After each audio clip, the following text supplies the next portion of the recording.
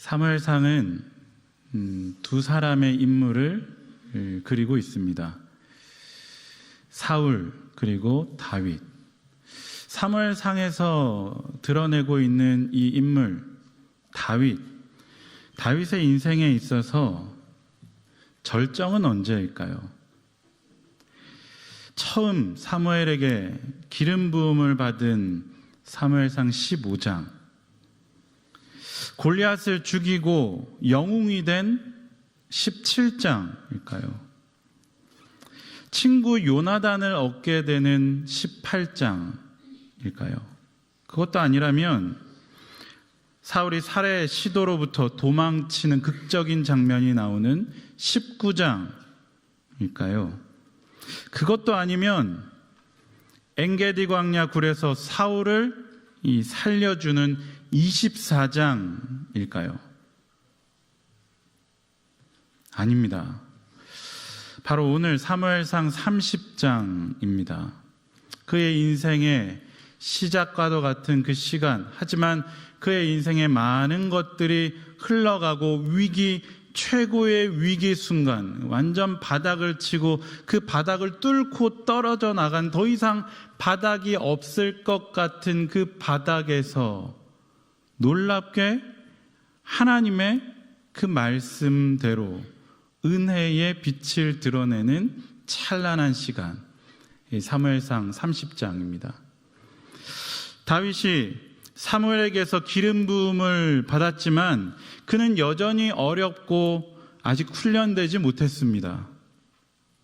그럼 그가 하나님께 인생의 이 광야 훈련을 통해서 그의 이 진정한 민족을 이끌어내는 리더십을 갖추게 되는 장면, 그의 삶의 면면을 보여주는 한 장면, 오늘 이 30장, 오늘 본문 16절부터 25절까지의 본문입니다.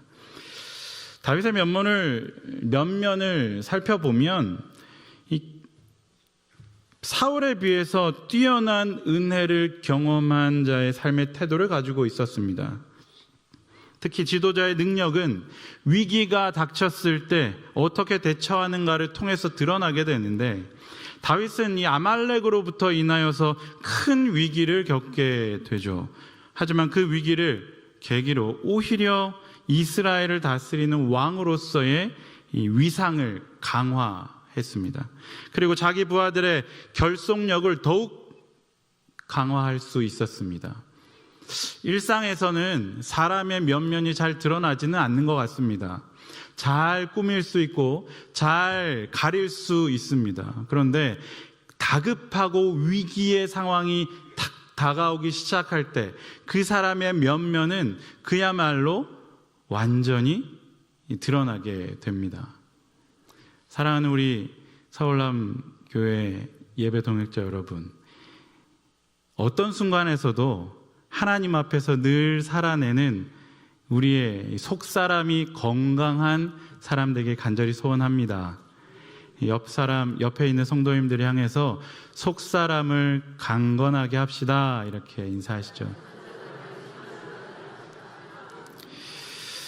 어떤 순간이 오더라도, 어떤 위기가 찾아오더라도 그의 삶의 자리를 위기로부터 기회로 만들어낼 수 있는 능력은 물론 하나님께서 주시는 놀라운 은혜이죠. 그런데 그 은혜를 은혜로 아는 자만이 그 위기를 기회로 만들어낼 수 있습니다. 그리고 그것은 한 이벤트로 끝나지 않고 그의 인생을 살아내는 놀라운 이 흐름으로, 물길로 만들어낼 수 있죠. 다윗이 그 인생을 살아내며 있어서 무엇을 의식하고 있었는가 하는 것이 굉장히 중요합니다. 다윗의 인생을 살펴볼 때 우리는 이러한 모습들을 좀 살펴내고 들여다볼 수 있어야 합니다. 다윗은 과연 무엇을 그 앞에 두고 살았을까요? 사무엘서 기자는 다윗이 아말렉의 침공이라는 위기를 어떻게 극복했는가에 대해서 설명하고 있는데, 그러면서 이스라엘 왕이 마땅히 가져야 될 삶의 본질이 무엇인가를 보여주고 있습니다. 사울 왕을 피해서 홀로 도망가던 다윗, 그가 이 골리앗의 고향이었던 이 가드의 통치자 아기스 왕에게 망명했죠. 그리고 잘못된 선택이었음을 깨닫게 되고 다시 도망하게 됩니다. 우리는 다윗이 얼마나 자신의 밑바닥까지 드러났는지를 봤습니다. 미친 척 하여서. 그가 친구도 잃고 왕도 잃고 아내도 다 잃고 모두 잃어 호련단신으로 도망하여서 찾아간 그곳에서 자신의 자존심마저도 다 내버려야 하는 상황에 다시 도망가서 머물렀던 곳이 바로 아둘람 굴이었습니다. 22장 1절 2절에 보면 이런 다윗, 홀로 있는 다윗에게 누가 찾아왔는지를 잘 보여줍니다. 1절이죠. 그러므로 다윗이 그곳을 떠나 아둘람 굴로 도망하매 그의 형제와 아버지의 온 집이 듣고 그리로 내려가서 그에게 이르렀습니다. 그의 가족들이 다윗을 향해서 찾아 그 아둘람굴은 이 예루살렘의 지경 가장 그 멀리 있었던 곳, 광야 가운데 있었습니다. 그를 찾아서 이 가족들이 찾아왔습니다. 또 2절을 보시면 환난당한 모든 자, 빚진 모든 자, 마음이 원통한 자가 다 그에게로 모였는데 그 인원이 한 400명쯤 되었습니다. 다윗을 따르는 자가 만만이라고 그렇게 노래를 듣던 사람이 고작 그를 향해서 찾아왔던 사람들이 400명. 그런데 그 400명이 용사라가 아니라 마음이 원통한 자, 환난당한 자, 빚진 자. 이 사람들은 그렇다 치더라도 다윗을 찾아왔던 다윗의 가족들을 생각해 보시죠. 다윗의 가족들은 과연 어떤 사람이었을까요? 우리는 이 다윗의 어렸을 때부터의 인생을 들여다보면서 그의 가족들이 결코 그 다윗에게 호의롭지 않았다는 것을 알고 있습니다. 이들이 다윗이 광야에서 하나님의 백성을 형성하게 된 첫 번째 모습인데 별로 썩 우리 마음에 와닿지 않습니다. 엎친 데 덮친 격이라고 하죠. 혼자 살아남기도 힘들어서 도망갔는데 더 힘든 사람들이 주변에 찾아왔습니다. 이 피한다고 피한 곳에 더 힘든 사람들이 찾아와서 그냥 찾아온 것도 아니라 도움을 주기 위해서 온 것도 아니라 의지하려고 찾아왔습니다. 이게 무슨 이 드라마 같은 일인가요? 낙담스러운 일입니다. 그를 찾아왔던 가족, 형들과 온 집안이 그곳으로 왔다고 되어 있습니다. 사실 우리가 다윗의 가족 한번 생각해 보자고 말씀드렸는데 다윗이 왕으로 기름 부음을 받은 것은 장남 엘리압으로부터 시작해서 나머지 형제들이 차례로 다 거절당한 다음이었습니다. 결국 다윗의 기름 부음은 그 위에 형들의 거절감이 표현된 부분이죠. 결코 그들이 웃으면서 회상할 수 없는 부분이었습니다. 또 몇 년 후에 다윗이 집에서 먹을 것을 가지고 골리앗과 대치하고 있는 블레셋과의 전장에 찾아갔습니다. 사울 군대의 형들을 찾아왔을 때 어떤 일이 있었느냐? 엘리압은 버럭 화를 냈습니다. 욕을 퍼부었습니다. 지루한 양치기 일에서 벗어나서 군인들 근처에 어슬렁거리면서 신나는 싸움 구경이나 하러 왔느냐? 이 동생이 전쟁에 찾아와서 먹을 것을 가지고 왔는데 그 어린 동생이, 막내 동생이 찾아왔는데 이 장남이라고 하는 작자가 한 이 말과 욕은 이들의 마음이 다윗을 향해서 어땠는지를 잘 보여주고 있죠. 수요일 이렇게 예배 드리러 왔는데 굉장히 불편한 얘기를 듣습니다. 그렇죠? 어려운 일이 있었고 엎친 데 겹친 격이고 또 이 욕을 들어먹는 이 다윗의 모습. 아마도 충분히 생각해 볼 수 있는 추측은 다윗의 가족이 이 다윗이 있던 아둘람 굴로 왔다는 것은 이제는 사울의 역적 집안이 되어버린 그 집안이 더 이상 견뎌낼 수 없어서 할 수밖에 없었던 선택이었다고 우리는 생각해 볼 수 있습니다. 다윗의 가족들 역시 이 힘든 동생 다윗을 격려하고 위로하기에 찾아온 것이 아니라 원망하며 피해서, 사울의 그 어려움으로부터 피해서 다윗에게 의지하기 위해서 찾아온 것입니다. 그들만 왔습니까? 그들에게, 다윗에게 몰려든 사람들은 압제를 받는 사람들, 빚에 치달리는 사람들, 원통하고 억울한 일을 당한 사람들이라고 묘사합니다. 이는 다윗 회중에 대한 사회적인 단평입니다. 그들은 압제받고 빚에 시달리고 원통하고 억울한 일을 당한 사람들이었고, 이스라엘 사회의 중심부에서 완전히 밀려나서 변두리 인생들이었습니다. 사회에서 성공하지 못한 자들, 거절당하고 실패하고 탈락한 자들이 처음 다윗의 이 공동체가 되었는데, 그 사이 22장으로부터 시작해서 30장까지 오는 그 과정에 이 400명의 사람들이 이 다윗의 그 왕권을 확립하고 다윗을 왕으로 세워가는 중요한 핵심 인물이 된다는 사실은, 그 사이 이들 공동체가 어떻게 훈련을 받고 어떻게 다윗과 함께 동고동락하면서 삶의 변화를 겪었는지를 보여주는 놀라운 부분입니다. 우리 흔히 착한 사람이 선한 일을 하면 당연하다고 생각을 하지만, 이 모질이 같고 이 어리석은 사람이 현명하고 지혜로워지는 모습을 보면 굉장한 감동을 받죠. 저만 그렇습니까? 그래서 우리는 사람들과 함께 격려하고 독려하고 삶을 살아내는 그 일에 기대할 수밖에 없습니다. 엘리트 집단이 모이면, 혹은 성품이 좋은 사람들이 모이면, 혹은 그러한 어떤 영적인 영향력을 가진 사람들이 모이면 좋은 교회다라고 말할 수 있을까에 대한 물음표가 여기에 들어갑니다. 신앙생활은 완성된 자들이 하는 사람들이 아니라 이미 우리에게 구원을 허락하여 주셨기에 그에 합당한 삶을 살아내는 아직 완전히 이루지 못한 자들의 일생입니다. 완성은 없습니다. 예수님이 이 땅에 오셔야 완성됩니다. 그때까지 우리는 결국, 죄송합니다, 모질이 같고 어려운 이 실수투성인 인생이 되는 것입니다.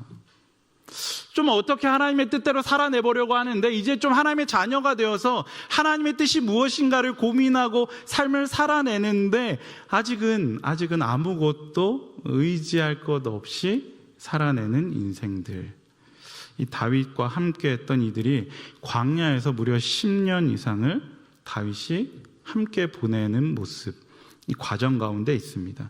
그들은 함께 먹을 것을 구하고 함께 먹고 함께 하나님을 찾았을 것입니다. 물론 성경에 그들의 공동체가 어떤 훈련을, 어떤 환경에 어떤 공동체가 되어갔다는 정확한 표현은 없지만 우리는 좀 추측해 볼 수 있습니다.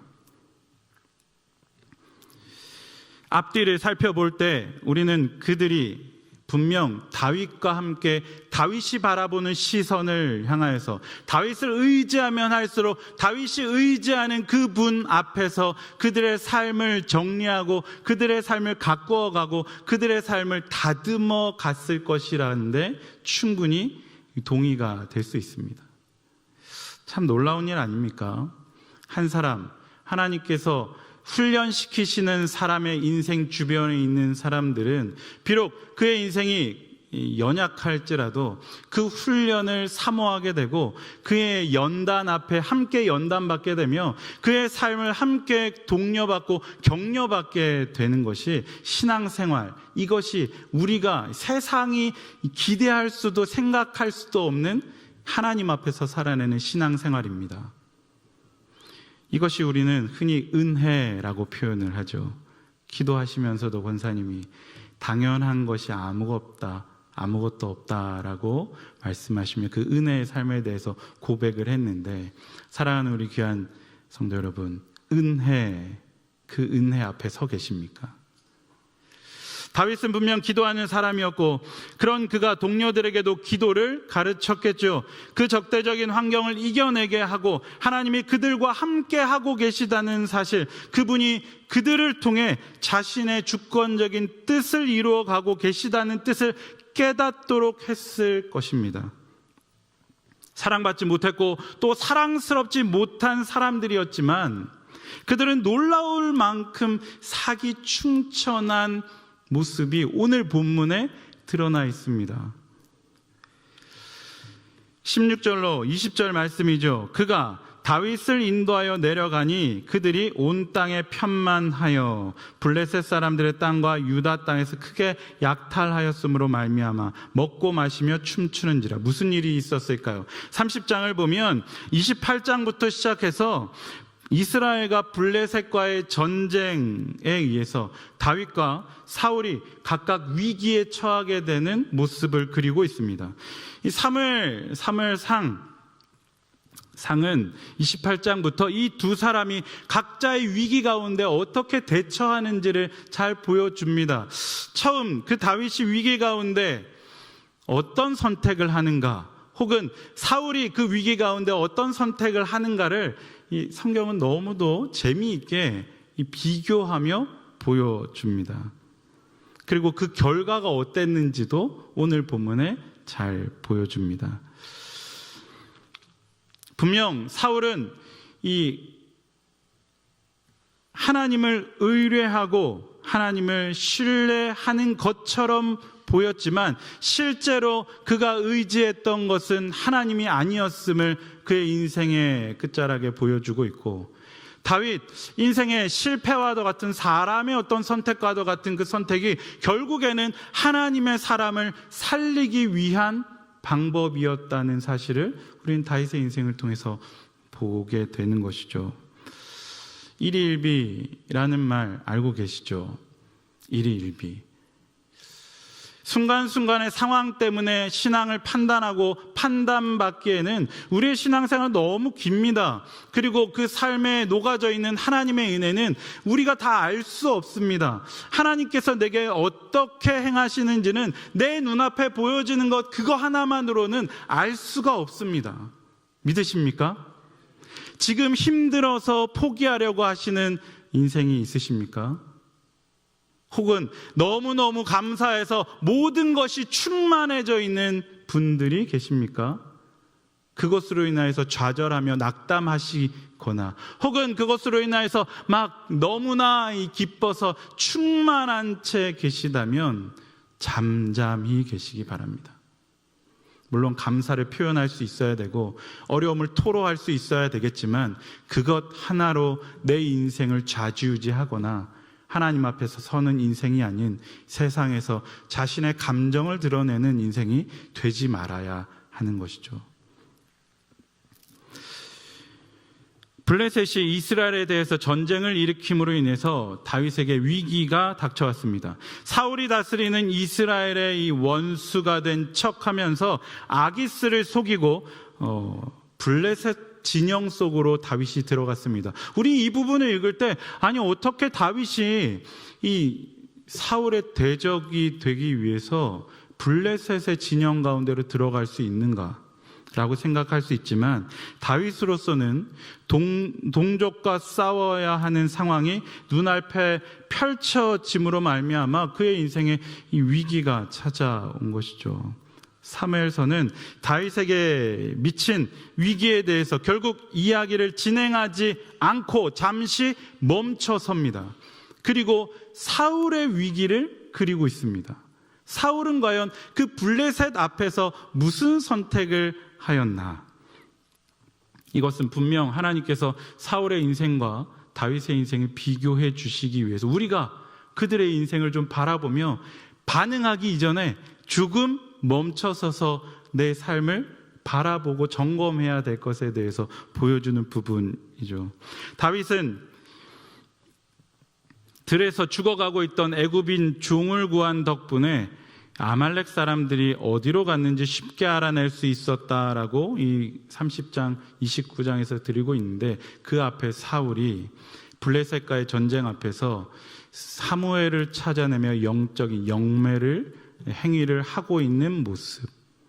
결국 그가 이 기진할 정도로 금식하면서 마치 굉장한 의인인 척하며 하나님을 구하고 있지만 그가 결국에는 이 영매, 하나님이 아닌 다른 영을 의지하여서 그 위기를 벗어나려고 하는 모습을 그리는 것으로 사울의 이야기도 잠시 멈춥니다.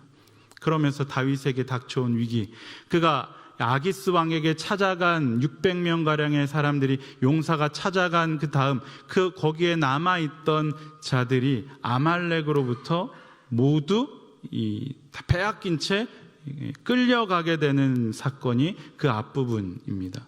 그 아기스로부터 돌아와서 더 이상 그들과 이스라엘 백성들과 동족과 원수가 되지 않기 위해서 다시 그들의 공동체로 돌아왔더니 눈앞이 캄캄해졌습니다. 아무것도 건질 것 없이 아말렉에 의해서 다 빼앗겨버린 현실의 모습은, 그 모습, 다윗의 어떤 행동을 하게 될 것인가에 대해서 궁금하게 하죠. 성경을 사건 어떤 영웅적인 어떤 모습으로만 기억하고 단편적으로만 볼 것이 아니라 그 사건을 이끌어가고 있는 하나님의 시선을 따라서 그 인생을 바라볼 필요가 있습니다. 우리 인생도 마찬가지입니다. 하나님은 그의 인생을 바라보시며 쭉 하나님의 시선을 가지고 이끌어 가시는 가운데 우리의 인생 앞에 무엇을 두시게 할까요? 위기를 두시며 내 인생의 진실한 모습이 무엇인가를 드러나게 하시죠. 사울은 하나님에게 서 있는 것처럼, 이제는 하나님의 말씀대로 순종하는 것처럼 그의 인생을 이렇게 보여주는 것 같아 우리가 쉽게 이제 사울이 회개하였구나, 하나님께로 돌아오려나 보다 라고 생각하는 그 찰나에 그가 하나님을 저버리고 다른 영을 찾아 완전히 무너지는 모습. 다윗이 그가 이스라엘의 적이었던 블레셋의 진영에 찾아가서 단순히 자신의 어떤 이 공동체를 지키기 위한 인간적인 방법을 하는구나 라고 판단하며 결정하려는 그 찰나에 다윗의 그 인생의 위기 가운데 하나님이 다윗의 입술을 통하여서 놀라운 하나님의 은혜를 고백하게 하심으로 우리의 시선을 이렇게 끌고 가고 있는 것이죠. 여러분 끝까지 보시기 바랍니다. 사람은, 그 영혼은 끝까지 바라볼 수 있어야 합니다. 지금 잠시 떠나 있다고 하더라도, 지금 잠시 멀어져 있다 하더라도, 내 인생이 그렇다 할지라도, 우리의 가족이, 우리의 상황이 그렇다 할지라도 끝까지 인내를 가지고, 끈기를 가지고 바라볼 수 있는 힘은, 그 힘은 은혜를 아는 것으로부터, 은혜의 참맛을 경험하는 인생이야말로 그 끈기를 가질 수 있는 영적인 운동을 하는 것입니다. 그런 운동, 은혜를 알아가고 은혜를 경험해가는 놀라운 영적인 운동, 우리의 삶에 늘 항상 일상에서 있게 되길 소원합니다. 아멘. 이들이 드디어 이 도움을 받아서 그 아말렉으로부터 진영에 찾아가는 장면이 16절에 나옵니다. 찾아갔더니 17절입니다. 다윗이 새벽부터 이튿날 저물 때까지 그들을 치매 낙타를 타고 도망한 소년 400명 외에는 피한 사람이 없었더라. 이들이 이 400명, 600명가량이 찾아갔는데 200명이 남고 400명이 그 군대로 찾아갔는데 400명, 아말렉 400명만 낙타로 피해서 도망갔다는 것을 봐서 그들보다는 훨씬 더 많은 군사였음을 알 수 있죠. 아말렉 강력한 군대, 그 앞에서 다윗의 군대는 결코 연약하지 않았습니다. 아무것도 없고 환난당한 자, 빚진 자, 어려움을 당한 그 공동체가 이제는 그들보다 훨씬 더 많은 군사력과 힘을 가지고 있는 군대 앞에서도 주저하지 아니하고 힘을 다해서 싸울 수 있는 공동체가 되었습니다. 19절입니다. 문제는 그로부터 시작이 되었습니다. 약탈하여 갔던 모든 것들을 하나도 빠짐없이 사람과 함께 다 찾아오게 됩니다. 20절이죠. 다윗이 또 양떼와 소떼를 다 되찾았더니 무리가 그 자축들을 앞에 몰고 가며 이르되 이는 다윗의 전리품이라 하였더라. 사람들은 다윗을 칭송하기 시작합니다. 하나가 기억이 나야 됩니다. 언제였느냐? 사울이 이 아말렉과의 전쟁 앞에서 무엇을 했는지를 기억해내야 합니다. 사울이 기름 부음을 받고 왕으로서 그의 전쟁을 치러낼 때 하나님은 아말렉 모든 것들을 다 진멸하라라고 명령했습니다. 그런데 사울이 그 가장 좋은 것들을 남겨두게 되죠. 그러면서 사람들의 귀를 기울이기 시작했습니다. 사무엘이 찾아왔을 때 사울은 이렇게 얘기합니다. 내가 좋은 것으로 하나님께 예배를 드리기 위해서 남겨두었습니다. 이 나레이터는, 해설자는 그 상황에 대해서 사울이 사람들, 청중에게 귀를 기울이고 하나님에게는 귀를 기울이지 않았다라고 그 상황을 설명해 줍니다. 그럴 법합니다. 다윗도 그럴 위기에 처하게 됩니다. 그 모든 전쟁의 승리, 칭송하죠.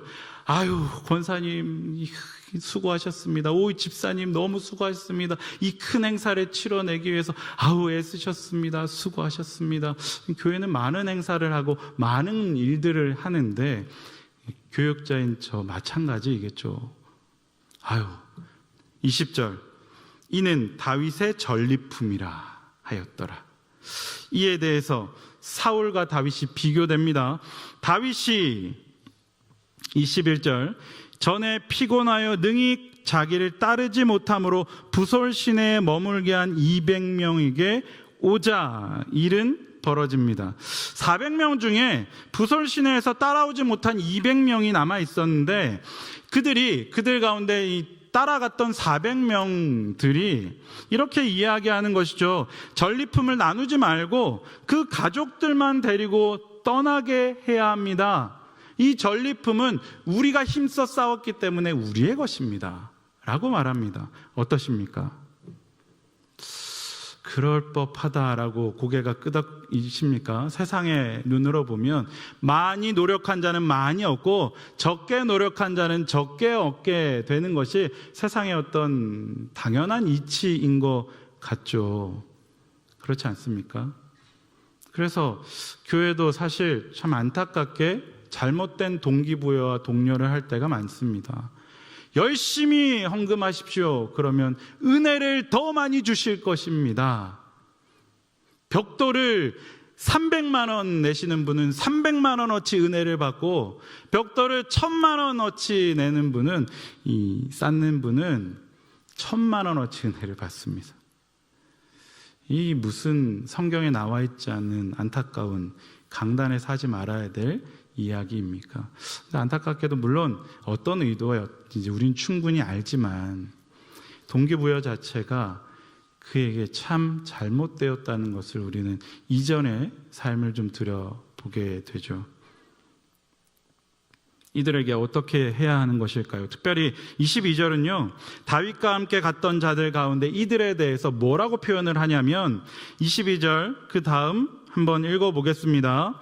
다윗과 함께 갔던 자들 가운데 악한 자와 불량배들이, 사무엘상은 특별히 30장은 이들에 대해서 굳이 구체적으로 악한 자와 불량배들이라고 표현하고 있습니다. 아니, 하나님께 되물을 수 있죠. 어떻게 이들이 악한 자와 불량배들입니까? 노력한 만큼 애쓴 자들 아닙니까?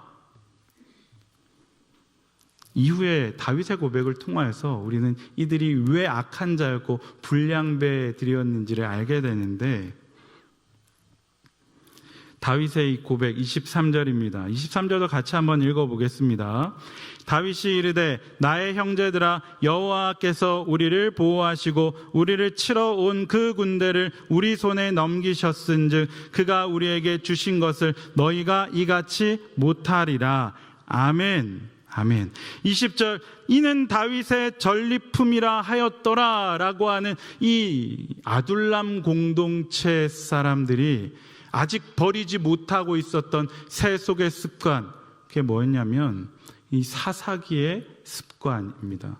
아직 물론 왕정시대가 되었지만 그들의 삶은 사사기의 습관, 자신의 옳은 행위대로 행하며 자신의 옳은 행위대로 삶을 살아내려고 했던 그 습관대로 여전히 그들 공동체에서 훈련을 받고 또 훈련을 받고 10년이란 시간 동안 다윗과 함께 동고동록하면서 받았던 그 은혜들 잠시 누려서 힘있는 군사들로 놀라운 전쟁을 치루어서 승리를 맛보았음에도 불구하고 여전히 못 버리고 있는 습성, 내 것.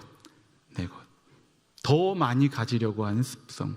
사울이 자신의 사울이 결국에는 그 앞에서 아말렉과의 전쟁 앞에서 그들의 목소리를, 그 청중들의 목소리를 들었다는 것은 결국 우리에게 좋은 것을 주십시오. 내가 애쓰고 수고하였으니 우리가 더 많은 것을 가져야 되겠습니다라고 하는 그 목소리 아니었겠습니까?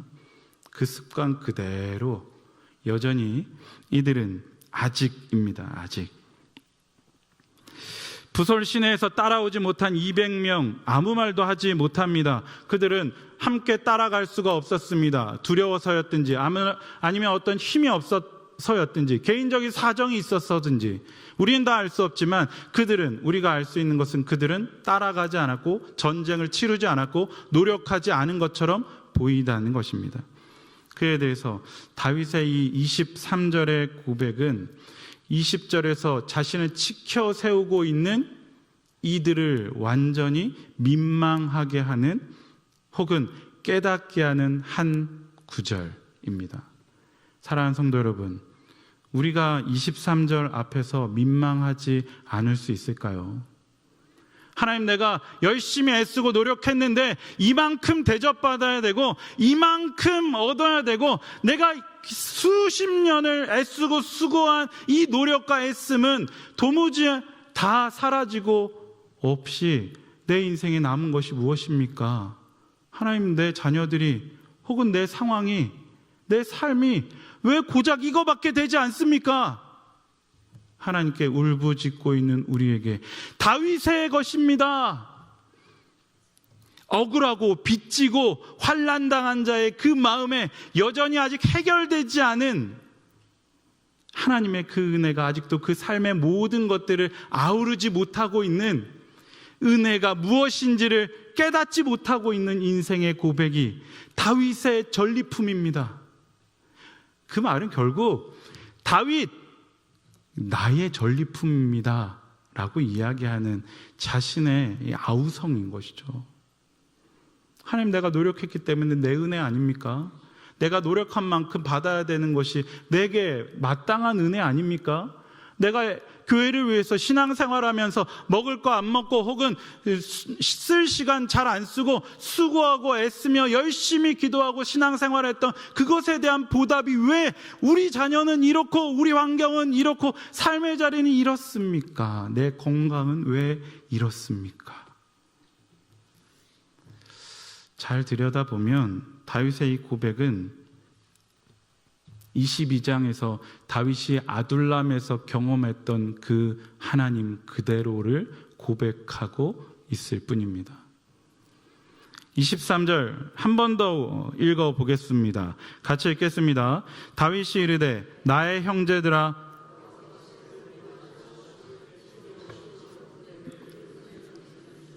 그가 우리에게 주신 것을 너희가 이같이 못하리라. 나의 형제들아 내 영혼아 들을지어다. 잠잠히 여호와를 바라라. 내 영혼아 잠잠하라. 하나님을 바라볼지어다. 다윗은 광야의 삶 가운데 그렇게 자신의 영혼을 향해서 수도 없이 외쳤습니다. 왜 외쳤을까요? 내 것이요, 하나님 내 거요, 내 거 줘야지요. 왜 나에게 이것밖에 주지 않습니까? 라고 불쑥불쑥 오르는 그 입 밖에 나오는 하나님 내 것이요, 내가 뭘 잘못했습니까? 내가 사울도 살려냈고요, 이스라엘도 살려냈고요, 하나님께 양을 치면서도 불법을 저지른 적 없지 않았습니까? 하나님 내 거요, 내 영혼아 잠잠할지어다, 내 영혼아 잠잠히 여호와를 바랄지어다. 형제들아, 여호와께서 우리를 보호하시고 우리를 치러 온 그 군대를 우리 손에 넘기셨습니다. 누가요? 여호와께서요. 우리에게 주신 것 누가요? 그가 여호와께서요. 그것에 대한 지분은 아무것도 우리에게는 없습니다. 내가 삶을 살아내며 은혜를 경험한 것은 내가 애쓰고 노력했기 때문이 아니라 하나님께서 거저 주신 것입니다. 그것이 은혜입니다. 한 만큼 받는 것 은혜 아닙니다.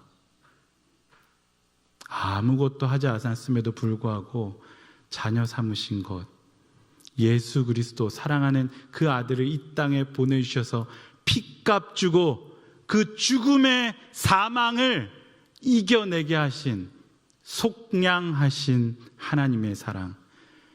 우리는 당장 아무것도 얻을 수 없고 벌거벗은 채 쫓겨나더라도 쫓겨나더라도 결코 그 앞에서 내 것을 고백할 수 없는, 주장할 수 없는 인생입니다. 그래서 24절에 다윗이 이렇게 고백합니다. 같이 분배할 것이니라. 그 25절의 말씀이 참 놀라운 고백이 되는데 25절도 함께 읽어보겠습니다. 그날부터 다윗이 이것으로 이스라엘의 율례와 규례를 삼았더니 오늘까지 이르니라. 아멘. 이 율례와 규례는 이스라엘 백성들이 민수기에서 들었던 그 말씀을 잊어 아직 행하여지지 않은, 여전히 무너져 있는 율례요 규례였습니다. 전쟁에 나간 자나 그렇지 않은 자나 똑같이 분배할지니라.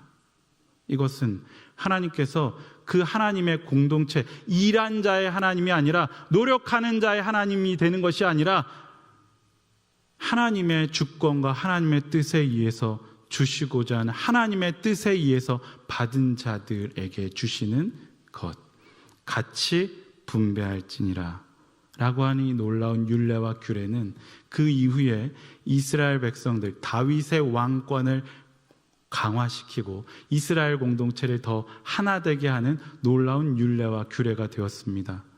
사랑하는 성도 여러분, 말씀을 마무리합니다. 은혜를 말씀하십니까? 앞에 서 있는 저도 부끄럽기 그지없는 이 은혜라는 고백, 하나님의 은혜입니다 라는 그 고백 안에 과연 하나님이 계신지, 내가 있는 것은 아닌지, 이것이 하나님의 은혜입니다 라고 고백하는 그 고백 속에 내가 이만큼 했으니까, 내가 이만큼 땀 흘리며 애쓰며 한 번도 빠지지 않고 기도회를, 예배를, 새벽에 성경을 이만큼 읽어냈으니까, 나의 성취감은 아닙니까?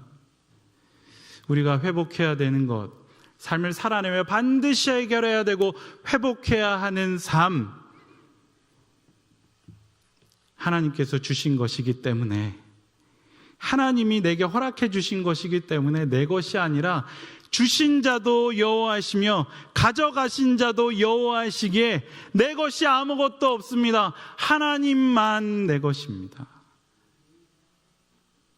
하나님이 나와 함께 하심이 복이라 라고 고백하는 아삽의 시편처럼 우리는 하나님 앞에서 하나님의 백성의 고백을 회복해야 됩니다. 이 한 주간 또 살아내시며 하나님의 그 은혜를 기억하고, 하나님, 삶이, 환경이 좀 10년이라는 시간 동안 열심히 훈련시킨 이 공동체라고 생각을 했는데 여전히 아직도 세속의 그 관점으로 은혜를 왜곡시키고 있는 삶이 보일지라도 우리는 말씀으로 다시 붙들고 같이 분배할지니라. 아멘. 한 자나 그렇지 않은 자나 하나님 앞에서 같이 분배할지니라. 이 말은 게을러져라 라고 하는 말이 아닙니다. 아무것도 하지 말아라 하는 말이 아닙니다. 하나님의 은혜를 진정으로 고백한 자들의 입술에, 그 삶에는 결코 그러한 말씀을 핑계댈 수 없습니다. 하나님 안에서 주신 그 삶을 넘어설 수 있는 이 담을 뛰어넘는 힘이 되는 것이고, 적군을 향하여서 달려나갈 수 있는 힘이 됩니다.